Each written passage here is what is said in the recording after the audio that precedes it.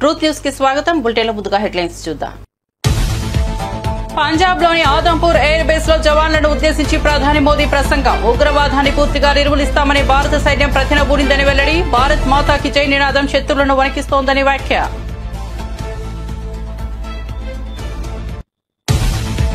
Trump Kashmir offer చాలా danger. కేంద్రాన్ని హెచ్చరించిన కాంగ్రెస్. కశ్మీర్ పై ట్రంప్ జోక్యం, కేంద్రంపై గెహ్లాట్ ఫైర్. సిమ్లా ఒప్పందానికి విరుద్దంగా ట్రంప్ జోక్యంపై కేంద్రంపై విమర్శలు. సైనిక చర్యలకు రాజకీయ లబ్ధికి వాడుకోవద్దని పరోక్ష విమర్శ.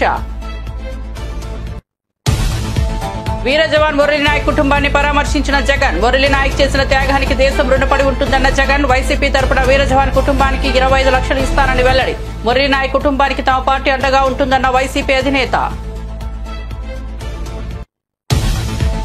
AP1 ప్రాంగణంలో 0.37 ఎకరాల్లో ఆక్రమణను గుర్తించిన అధికారులు. అందులో 2 ప్రార్థనా మందిరాలు ఉన్నట్లు వెల్లడి. వాటిని తొలగించాల్సి వస్తుందని సీఎం దృష్టికి తీసుకెళ్లిన అధికారులు. ప్రార్థనా మందిరాల తొలగింపుపై సంయమనం పాటించాలని చంద్రబాబు సూచన.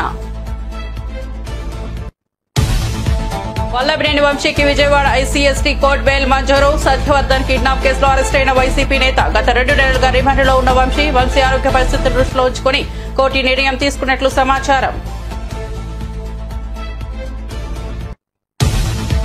రాష్ట్రానికి వచ్చేందుకు 91 పెద్ద కంపెనీలు సిద్ధంగా ఉన్నాయన్న మంత్రి నారా లోకేష్. పరిశ్రమలకు రెడ్ కార్పెట్, ప్రతి సంస్థకు ఒక నోడల్ అధికారి. నారా లోకేష్ వినూత్న నిర్ణయం. వచ్చే 5 ఏళ్లలో IT, ఎలక్ట్రానిక్స్ రంగాల్లో 5 లక్షల ఉద్యోగాలు. రాష్ట్ర పారిశ్రామిక ప్రగతికి ఊతమిచ్చేందుకు ఏపీ ప్రభుత్వం సన్నద్దం. ఇక వార్త వివరాల్లోకి వెళ్తే, ఆపరేషన్ సింధూర్ ద్వారా పాకిస్తాన్ చేసిన ప్రతి దాడికి భారత్ గట్టి ప్రతి ఉత్తరం ఇచ్చేదని ప్రధానమంత్రి నరేంద్ర మోదీ పేర్కొన్నారు. పంజాబ్ లోని ఆదంపూర్ ఎయిర్ బేస్ ను సందర్శించిన సందర్భంగా ఆయన మాట్లాడారు. మా చెల్లెళ్ల సింధూరం తుడిచిన ఉగ్రవాదులను వాళ్ల ఇంట్లోకి దూరి చంపామని ప్రధాని మోదీ ఘాటుగా తెలిపారు.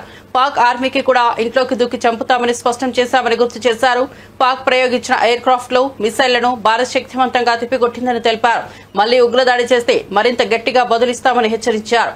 భారత డ్రోన్లు, మిసైళ్ల జ్ఞాపకంతో పాక్ రాత్రుల్లో నిద్రలేని పరిస్థితి ఎదుర్కొందని ప్రధాని అన్నారు. जब भारत के सैनिक मां भारती की जय बोलते हैं तो दुश्मन के कलेजे कांप जाते हैं. जब हमारे ड्रोन दुश्मन के किले की दीवारों को ढहा देते हैं, जब हमारी मिसाइलें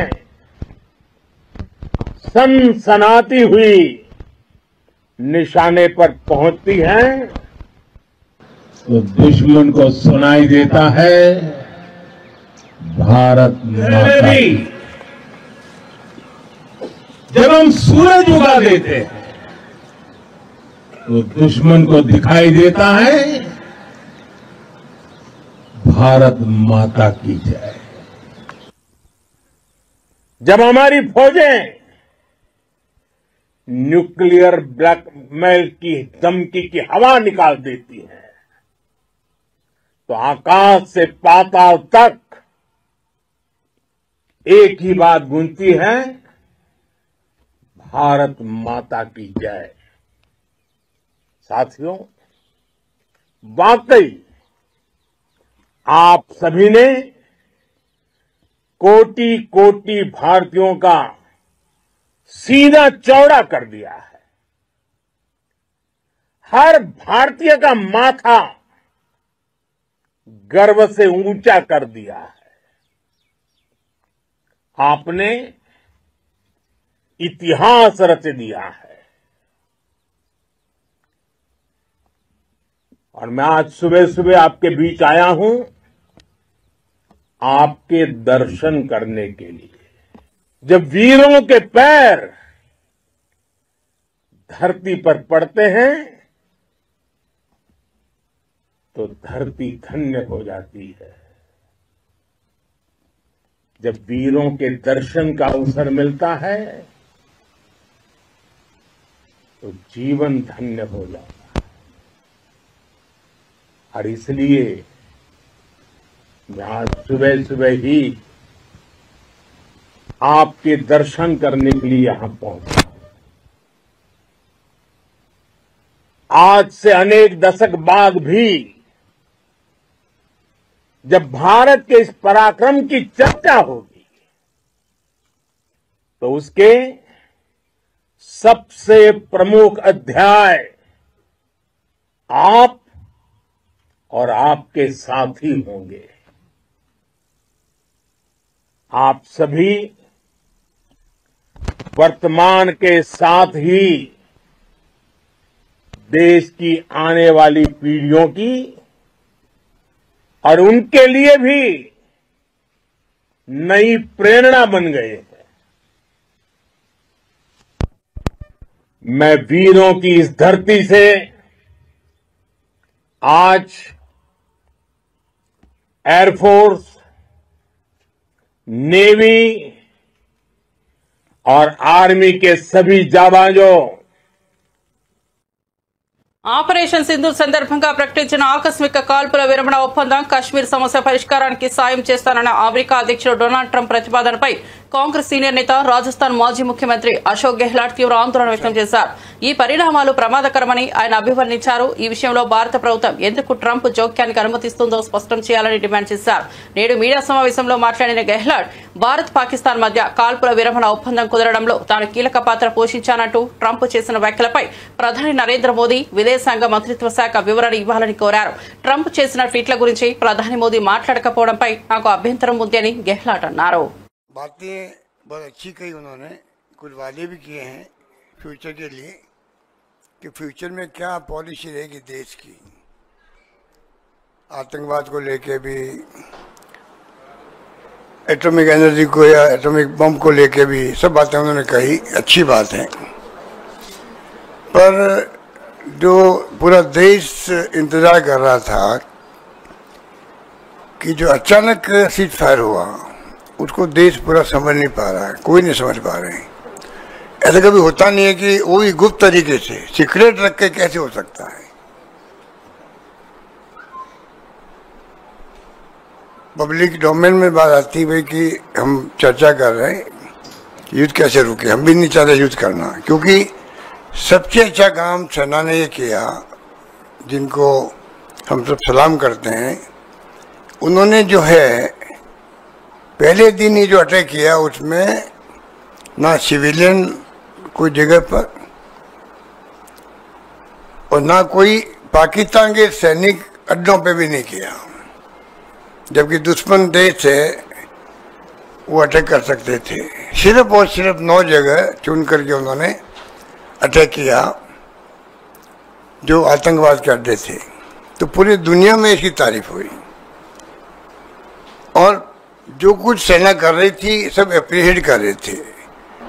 पहलगाम में जो घटना हुई तो जो लोग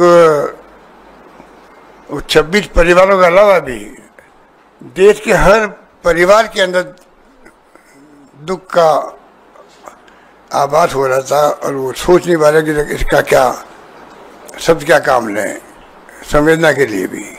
ऐसे माहौल में देश चल रहा था, अटैक किया गया, बताया गया 100 लोग आतंकवादी मारे गए, सब कुछ ठीक चल रहा था, सब कुछ ठीक चल रहा था। और हमारा तो इतिहास रहा है, आज़ादी के बाद से ही हिंदुस्तान की फौजों ने कमाल ही किया है।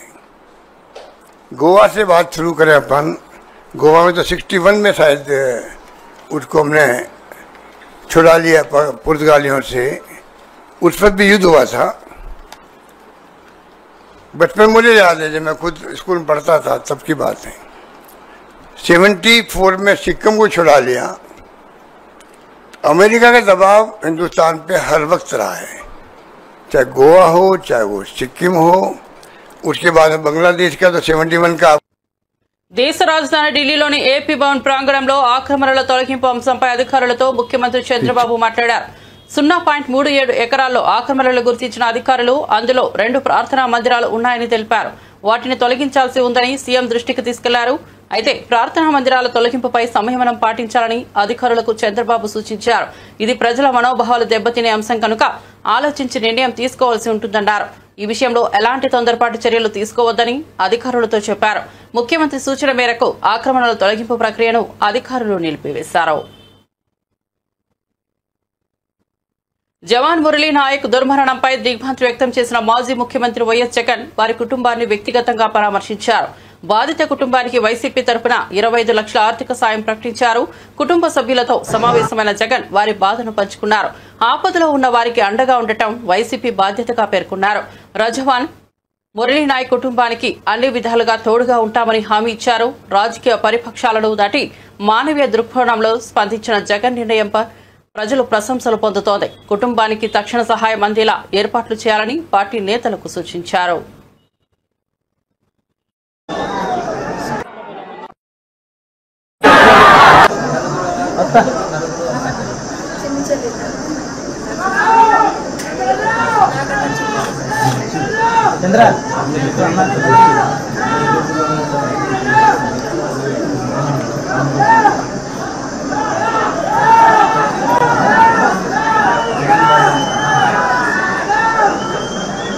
నువ్వంటే భలే అభిమానం సార్, అన్న అన్న అనుకుంటూ ఉంటుంది.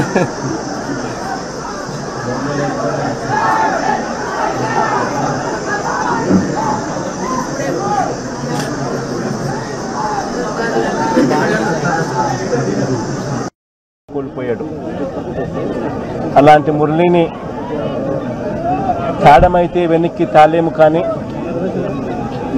కానీ మురళి చేసిన త్యాగానికైతే మాత్రం ఆంధ్ర రాష్ట్రంలో ఉన్న ప్రతి ఒక్కరం కూడా మురళికి ఇప్పటికీ కూడా రుణపడే ఉంటాం. రాష్ట్ర ప్రభుత్వం మొట్టమొదటిసారిగా ఏ జవాన్ చనిపోయినా కూడా ఆ జవాన్లకు ఇటువంటి ఘటనలో ఏదైనా కానీ ప్రాణాలు కోల్పోతే, దేశం కోసం పోరాటం చేస్తూ ప్రాణాలు కోల్పోతే 50 లక్షల రూపాయలు ఇచ్చే సాంప్రదాయం మొదలుపెట్టింది వైఎస్ఆర్సీపీ ప్రభుత్వ హయాంలో మొదలుపెట్టినందుకు చాలా సంతోషపడతా ఉన్నాం. ఆ సాంప్రదాయాన్ని కొనసాగిస్తూ ఇప్పటి ప్రభుత్వం కూడా 50 లక్షల రూపాయలు మురళి కుటుంబానికి ఇవ్వడానికి ముందుకొచ్చినందుకు ఈ ప్రభుత్వానికి కూడా కృతజ్ఞతలే. పార్టీ తరపు నుంచి అన్ని రకాలుగా మురళికి అండగా తోడుగా ఉంటాం. పార్టీ తరపు నుంచి ఒక 25 లక్షల రూపాయలు వైఎస్ఆర్ కాంగ్రెస్ పార్టీ తరపు నుంచి అండగా ఉంటూ ఆ కుటుంబానికి తోడుగా ఉండే కార్యక్రమం చేస్తాం. మనిషిని తాలేకపోయినా కూడా తాను చేసిన త్యాగానికి అందరం కూడా అండగా తోడుగా ఉండే కార్యక్రమం అయితే ఖచ్చితంగా జరుగుతుంది. ఇలా కుటుంబానికి మంచి జరగాలని, చనిపోయిన మురళికి తన ఆత్మకు శాంతి కలగాలని దేవుణ్ణి మనసారా కూడా కోరుకుంటాను.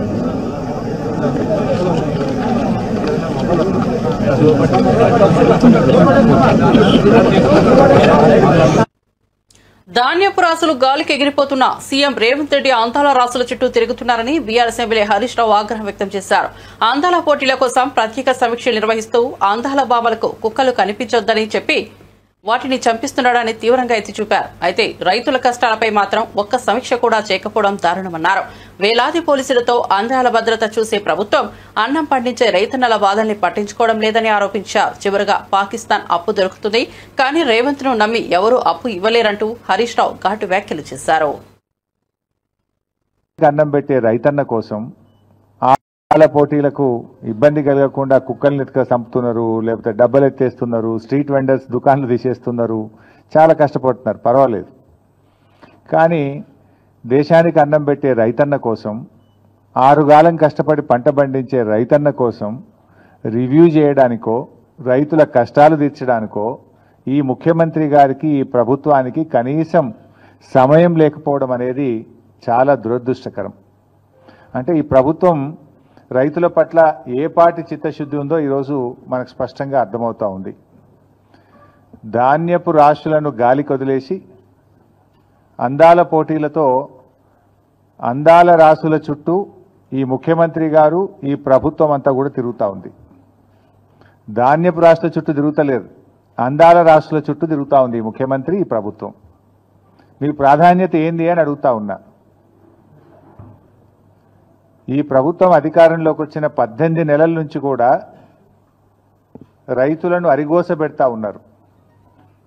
ధాన్యం కొనుగోలులో ఈ ప్రభుత్వ వైఫల్యం కొట్టొచ్చినట్టు కనబడతా ఉంది. ఈ సంవత్సరం ఏం చెప్పారు?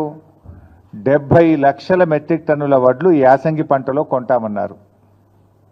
ఇవాళటికి 40 లక్షల మెట్రిక్ టన్నులు దాటలేదు. రైతులకు దాదాపు 4,000 కోట్ల రూపాయలు బకాయి పడ్డది ప్రభుత్వం. అంటే కొన్నటువంటి వడ్లకు 48 గంటల్లోనే డబ్బులు ఇస్తామని ఉత్తమ్ కుమార్ రెడ్డి గారు ప్రగల్భాలు అయితే బాగా బలుకుతా ఉన్నారు. 48 గంటలు కాదు కదా, 10 రోజులైనా కూడా ప్రభుత్వం కొన్న ధాన్యానికి రైతులకు డబ్బులు పడడం లేదు. బోనస్ అయితే దిక్కే లేదు. యాసంగి పంటలో 512 కోట్ల రూపాయలు ప్రభుత్వం బోనస్ కింద రైతులకు చెల్లించాల్సి ఉంది. 512 కోట్ల రూపాయలు కాదు కదా, 5 పైసలు కూడా బోనస్ కింద ఈ ప్రభుత్వం ఇప్పటిదాకా రైతులకు విడుదల చేయలేదు. కొన్నటువంటి ధాన్యానికి కూడా 4,000 కోట్ల రూపాయలు బకాయిలు పడ్డది. మంత్రి గారేమో 48 గంటలు అంటాడు. 10 రోజులైనా ధాన్యానికి డబ్బులు రానటువంటి పరిస్థితి ఉంది. అమ్ముకోవడానికి తిప్పలే, అమ్మిన తర్వాత డబ్బులు రావడానికి కూడా రైతులు ఆ కార్యాలయాల చుట్టూ తిరుగుతూ తిప్పలు పడుతున్న పరిస్థితి ఉంది. కొనుగోలు కేంద్రాలకు వచ్చి కొనుగోలు కేంద్రాల్లో రోజుల తరబడి ఎదురు చూస్తున్నటువంటి పరిస్థితి. ఇవాళ ఒక 4 లక్షల మెట్రిక్ టన్నుల ధాన్యం కొనుగోలు కేంద్రాల్లో రోజుల తరబడి పెండింగ్లో ఉంది. కొన్నటువంటి ధాన్యం 1 లక్ష మెట్రిక్ టన్నులు మిల్లులకు పంపడానికి లారీలు లేక మిల్లులు దించుకోక 1 లక్ష మెట్రిక్ టన్నులు మధ్యలో మిగిలిపోయింది. అంటే ఎంత ఉదాసీనంగా ఈ ప్రభుత్వం ఉంది, రైతుల పట్ల ఎంత నిర్లక్ష్యంగా ఈ ప్రభుత్వం వ్యవహరిస్తుందనడానికి ఇది స్పష్టమైనటువంటి ఉదాహరణ. అంటే పెట్టుబడి సాయం అందించడంలో జాప్యం. మీకు తెలుసు, వానకాలం రైతు బంధు అయితే ఎగ్గొట్టిండ్రు. యాసంగి రైతు బంధు ఇవాళటికి 3 ఎకరాలకు కూడా వేయలేదు. ఇవాళ గౌరవనీయులైన ఉప ముఖ్యమంత్రి గారు చాలా గొప్పగా చెప్పేసిండు. ఏమంటుండు, మేము పెట్టుబడి సాయం కోసం బడ్జెట్లో 18,000 కోట్లు పెట్టినాం, ఏడాదంతా ఇస్తాం, మెల్లగా ఇస్తాం, ఏడాదంతా ఇస్తారట. ఎప్పుడు పెట్టుబడి సాయం అంటే ఎప్పుడు ఇవ్వాలి? పంటకు పెట్టుబడి సహాయం, విత్తనాలు కొనుక్కోవడానికో నాట్లు పడడానికంటే ముందు ఇవ్వాలి. కోతలైపోయినా యాసంగి పెట్టుబడి సాయం ఇవ్వలేదు ఉప ముఖ్యమంత్రి గారు. ఇలా ఖమ్మంలో చెప్తున్నాడు ఆయన గారు, మెల్లగా ఇస్తారట. మీరు కాంగ్రెస్ పార్టీ మేనిఫెస్టోలో ఏం పెట్టారు? కేసీఆర్ 10,000 ఇచ్చిండు, మేము 15,000 ఇస్తాం. ఆ 15,000 కూడా పంట సీజన్ ప్రారంభం కాకముందే రైతుల ఖాతాల్లో వేస్తామన్నాడు. ఇప్పుడు పంట సీజన్ ప్రారంభం కాదు, పంట సీజన్ అయిపోయింది, అయినా కూడా ఇంకా ఖాతాల్లో డబ్బులు పడలే. ఓడదాటదాకా ఓడమల్లప్ప, ఓడదాటినాక బోడమల్లప్ప. ఈయన ఇంకా అసెంబ్లీ బడ్జెట్ స్పీచ్లో చెప్పింది ఈ డైలాగ్ బట్టి విక్రమార్క గారు. ఇది నీకే వర్తిస్తుంది విక్రమార్క గారు. మొన్నటి బడ్జెట్ సమావేశాల్లో బడ్జెట్ స్పీచ్లో ఈ కథ చెప్పిండు. ఓడదాటినాక ఓడమల్లప్ప అంటే బోడదాటినాక బోడమల్లప్ప అని, ఓడదాటినాక బోడమల్లప్ప అని కథ చెప్పిండు. ఇది ఎవరికి వర్తిస్తుంది బట్టి గారు? నీకే వర్తిస్తుంది. నీ మేనిఫెస్టో తీసి చూసుకో. పంట పెట్టుబడి సాయం రైతులకు అందించడంలో జాప్యం, కొనుగోలు కేంద్రాల్లో ధాన్యం కొనుగోలు చేయడంలో జాప్యం, కొన్న ధాన్యాన్ని మిల్లులకు తరలించడంలో జాప్యం. రాష్ట్ర పారిశ్రామిక ప్రగతికి ఊతమిచ్చేందుకు ఏపీ ప్రభుత్వం నడుం బిగించింది. నూతన పరిశ్రమల స్థాపనకు ముందుకొస్తున్న సంస్థలకు సత్వర అనుమతులు, పూర్తిస్థాయి సహకారం అందించాలని రాష్ట్ర ఐటీ ఎలక్ట్రానిక్స్ మంత్రి నారా లోకేష్ అధికారులను ఆదేశించారు. రాష్ట్రంలో 91,839 కోట్ల పెట్టుబడితో 1,41,407 ఉద్యోగాలను కల్పించేందుకు సుమారు 91 దిగ్గజ సంస్థలు సిద్ధంగా ఉన్నాయని వెల్లడించారు. ఈ కంపెనీలకు అవసరమైన చేయూత అందించడంపై అధికారులకు దిశానిర్దేశం చేశారు. ఉండవల్లిలోని తన నివాసంలో ఐటీ ఎలక్ట్రానిక్స్ ఆర్టీజీఎస్ శాఖల ఉన్నతాధికారులతో సమీక్షా సమావేశం నిర్వహించాల్సిన మంత్రి లోకేష్ రాష్ట్రంలో యూనిట్లు ఏర్పాటు చేయడానికి ఆసక్తి చూపుతున్న ప్రతి పెద్ద కంపెనీకి ఒక నోడల్ ఆఫీసర్ను నియమించాలని స్పష్టం చేశారు. దీనివల్ల అనుమతుల ప్రక్రియ వేగవంతమై సంస్థలు త్వరితగతిన కార్యకలాపాలు ప్రారంభించేందుకు వీలవుతుందని తెలిపారు. రాబోయే 5 ఏళ్లలో ఐటీ ఎలక్ట్రానిక్స్ రంగాల్లో 5 లక్షల ఉద్యోగాలు కల్పించడమే ప్రభుత్వ లక్ష్యమని పునరుద్ఘాటించారు.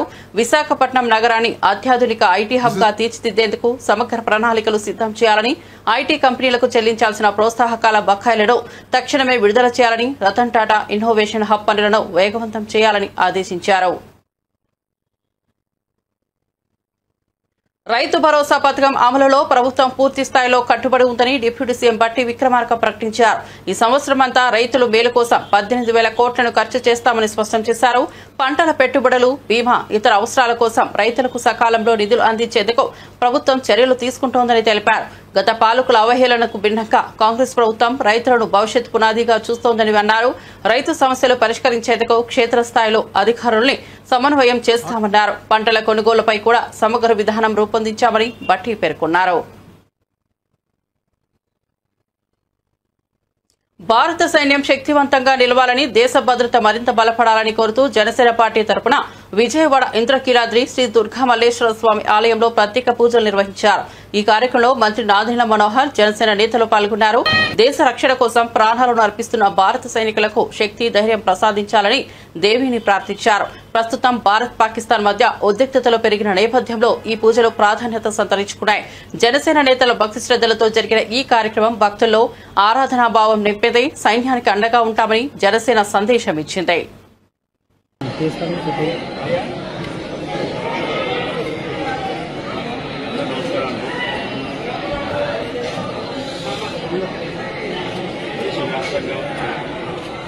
అందరూ కూడా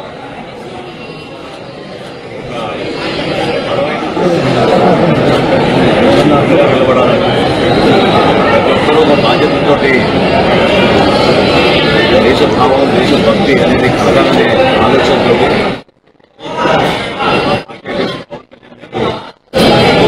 జనసేన పార్టీలో ఉన్న శ్రేణులందరినీ కూడా జూబ్లీహిల్స్లోని అధికారిక నివాసంలో ముఖ్యమంత్రి రేవంత్ రెడ్డిని నూతన సమాచార కమిషనర్లకు పివి శ్రీనివాసరావు, బోరెడ్డి అయోధ్యరెడ్డి, దేశాయ భూపాల్, మొహిసినా, పర్వీన్ కుటుంబ సభ్యులు మర్యాదపూర్వకంగా కలిశారు. నియామకాంతర శుభాకాంక్షలు తెలిపిన కమిషనర్లు ప్రభుత్వ పరిపాలనలో పారదర్శకత పెంపునకు తమ వంతు పాత్రను సత్ఫలితంగా వినియోగించుకుంటామని తెలిపారు. సీఎం రేవంత్ కూడా కమిషనర్లకు శుభాకాంక్షలు తెలుపుతూ ప్రజల హక్కుల పరిరక్షణలో సమాచార హక్కు చట్టం కీలకమని అన్నారు. మర్యాదపూర్వకంగా సాగిన ఈ భేటీ రాజకీయ పాలనా వర్గాల్లో విశేష ఆసక్తి రేపింది. కొత్త కమిషనర్లకు ప్రభుత్వం సంపూర్ణ సహకారం అందిస్తుందని సీఎం హామీ ఇచ్చారు. ఖమ్మం జిల్లాలోని 3 మంత్రుల పనితీరుపై బీజేపీ ఎంపీ బుర్ర రఘునందన్ ఘాటు వ్యాఖ్యలు చేశారు. ఒకరికి నడవడం రాదు, మరొకరికి మాట్లాడడం రాదు, ఇంకొకరికి చూసింది చదవడం రాదు అంటూ సంచలన వ్యాఖ్యలు చేశారు. తాను బీజేపీ బీఫామ్తో ఖమ్మం నుంచి పోటీ చేస్తే ఖచ్చితంగా ఎమ్మెల్యేగా గెలుస్తానన్న ధీమా వ్యక్తం చేశారు. జిల్లా ప్రజలు ప్రస్తుతం కాంగ్రెస్ ప్రభుత్వ ధోరణిని సహించలేకపోతున్నారని, ప్రజల్లో తనపై విశ్వాసం ఉందని స్పష్టం చేశారు. మంత్రుల పనితీరుపై ప్రజలు అసంతృప్తిగా ఉన్నారని, త్వరలో ఖమ్మం రాజకీయాల్లో గేమ్ చేంజ్ జరిగే అవకాశం ఉందని సూచన ఇచ్చారు.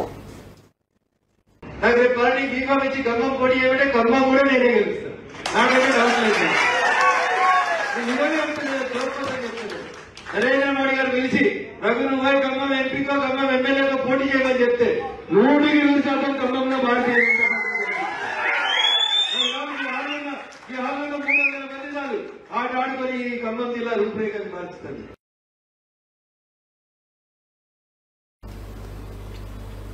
ఆంధ్రప్రదేశ్లోని నెల్లూరు జిల్లా కేంద్రంలో పోలీసులు భారీగా గంజాయి పట్టుకున్నారు. 60,000 విలువైన 6 కిలోల గంజాయిని స్వాధీనం చేసుకుని 2 వ్యక్తులను అదుపులోకి తీసుకున్నారు. మాదక ద్రవ్యాల అక్రమ రవాణాపై పోలీసులు స్పష్టమైన నిఘా పెట్టడంతో ఈ దాడి సఫలమైంది. అరెస్టు చేసిన వ్యక్తుల నుంచి కీలక సమాచారం రావచ్చనే అనుమానంతో మరింత విచారణ చేస్తున్నారు.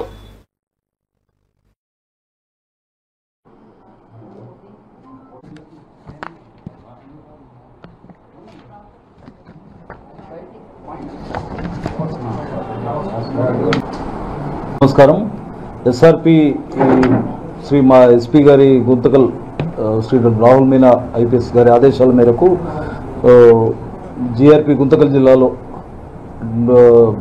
నన్ను యాక్చువల్ నోడల్ ఆఫీసర్గా ఈ గాంజా అక్రమ నివారణ కోసం Guntakal sub division, Tirupati sub division మరియు నెల్లూరు సబ్ డివిజన్కి నోడల్ ఆఫీసర్గా నియమించడం జరిగింది. దాంట్లో భాగంగా ఈ రైళ్లలో తనిఖీల్లో భాగంగా మన నెల్లూరు ఐఆర్పి సుధాకర్ ఇన్స్పెక్టర్ గారి ఆధ్వర్యంలో, మళ్ళీ ఆర్పిఎఫ్ ఫోర్సెస్, మళ్ళీ నెల్లూరు ఆర్పిఎస్ఎస్ వారి ఆధ్వర్యంలో ట్రైన్స్ అన్ని రెగ్యులర్గా టీమ్స్ ప్రత్యేక బృందాలుగా లోకల్ పోలీస్ వారి సహాయంతో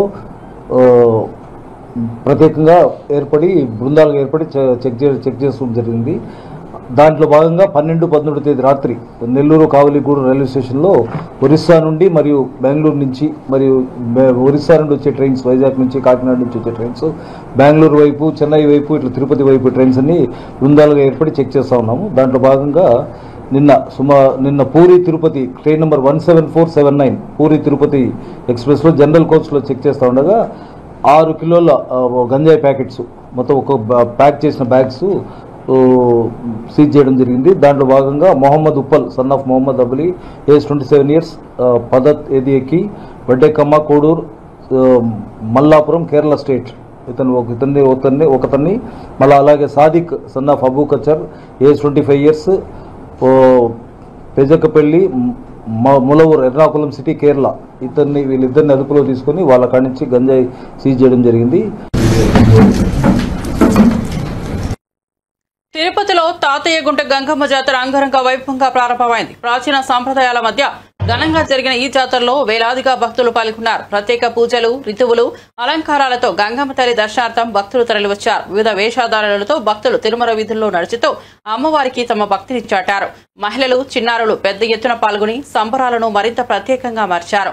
తిరుపతి పట్టణం మొత్తానికి జాతర ఉత్సాహాన్ని నింపింది. భద్రత ఏర్పాట్లతో పాటు భక్తులకు అన్ని సౌకర్యాలు కల్పించినట్లు అధికారులు తెలిపారు. తాతయ్యగుంట గంగమ్మ జాతర తిరుపతిలో ఆధ్యాత్మిక శోభను చాటుతోంది. వచ్చిందంటే చాలు ఈ విధంగా వేషధారణలు వేసుకుంటాము.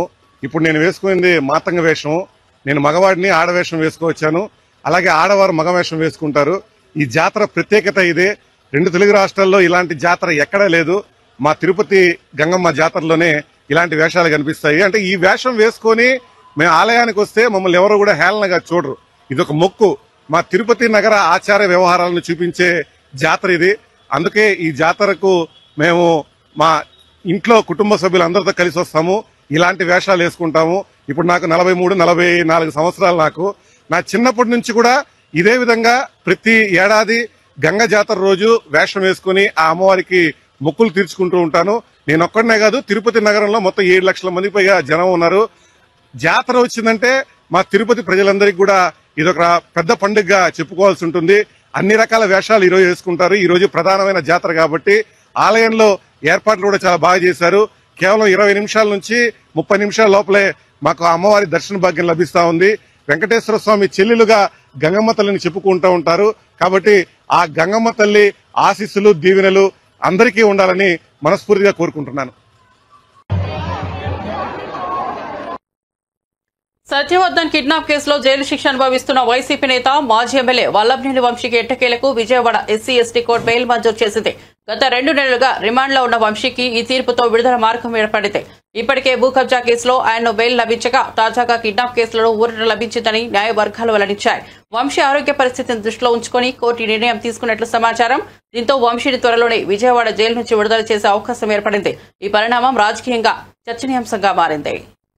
సింగిల్ కామెడీతో అలరించే కుటుంబ ప్రేక్షకులు ఎంటర్టైనర్ గా తెరకెక్కిన ఈ చిత్రం ఇటీవల విశాఖపట్నంలో ప్రమోషన్ లో భాగంగా సందడి చేసింది. హీరో శ్రీ విష్ణు, కేతికా శర్మ, ఇవానా నటించిన ఈ హాస్య ప్రధాన చిత్రం ఫ్యామిలీ ఆడియన్స్ ను ఆకట్టుకునేలా రూపొందిందని యూనిట్ సభ్యులు తెలిపారు. విశాఖలో ప్రముఖ హోటల్లో నిర్వహించిన ఈ కార్యక్రమంలో నటీనటులు పాల్గొని అభిమానులతో మమేకమయ్యారు. చిత్రంలోని వినోదాత్మక సన్నివేశాలు, క్యూట్ ఎమోషన్లు, మ్యూజిక్ ప్రేక్షకులను ఆకట్టుకునేలా ఉన్నాయని విశ్లేషకులు అభిప్రాయపడుతున్నారు. So much love and is doing so well. Thank you so much. We can't wait to visit all the theatres and express our gratitude and experience the fun and energy. Thank you so much. I just have so much gratitude to the evening 6 o'clock show ki ellali melody ki. So ma flight time koncham land almost Vizag lo land chesi koncham storm valla simple ga Vijayawada lo dimpadu. Vijayawada koncham entra nayana mari bayatiki velladamani bayatiki vellivala ఏదో games ఇచ్చి ఆడుకోమని సరే night 9:30 అయిపోయింది. So మళ్ళీ అక్కడ నుంచి మళ్ళీ మెలిడేకి వెళ్ళి సెకండ్ షో అటెండ్ అయ్యాము. సో పాపం మమ్మల్ని చూడడానికి వచ్చిన ఫస్ట్ షో ఆడియన్స్ అందరికీ సారీ, జెన్యున్ గానే టర్బులెన్స్ వల్ల we had to come late. And once again thank you so much. I would say it's thanks to also Ketika గారికి అండ్ ఇవానా గారికి కూడా congratulations. And thank you so much Karthik Raju garu for the lovely role sir. అందరినీ కూడా ఇలా కలుసుకోవడం చాలా ఆనందంగా ఉంది. సింగిల్ అనే సినిమా లాస్ట్ ఫ్రైడే రిలీజ్ చేసామండి, May 9th. అది బ్రహ్మాండమైన రెస్పాన్స్తో మొత్తం ఏపీ, తెలంగాణ, US, UK అన్ని మేము రిలీజ్ చేసిన అన్ని కేంద్రాల్లో నుంచి చాలా చాలా చాలా మంచి స్పందన వచ్చింది. సో ఈ సింగిల్ విజయయాత్రని టూర్ వైజాగ్ని స్టార్ట్ చేయడం వెరీ వెరీ హ్యాపీ. నేను కూడా ఇక్కడే చదువుకొని సినిమాల మీద పెంచుకుని సినిమాల్లోకి వెళ్ళిన వాడిని. సో ఇక్కడి నుంచి ఈ రోజు ఇలా స్టార్ట్ చేయడం చాలా చాలా హ్యాపీగా ఉంది. చూడని వాళ్ళు ఎవరన్నా ఉంటే వెంటనే చూసేయండి. ఫ్రెండ్స్తో చూడొచ్చు, ఫ్యామిలీతో చూడొచ్చు, సింగిల్గా చూడొచ్చు, ఎలా అన్నా చూడొచ్చు. హ్యాపీగా కడుపుబ్బ సమ్మర్లో నవ్వుకోవాలనే గట్టిగా సంకల్పించుకుని మా డైరెక్టర్ గారు ఈ సినిమా తీశారు. ఇవి బులెటిన్ విశేషాలు. చూస్తూనే ఉండండి ట్రూత్ న్యూస్.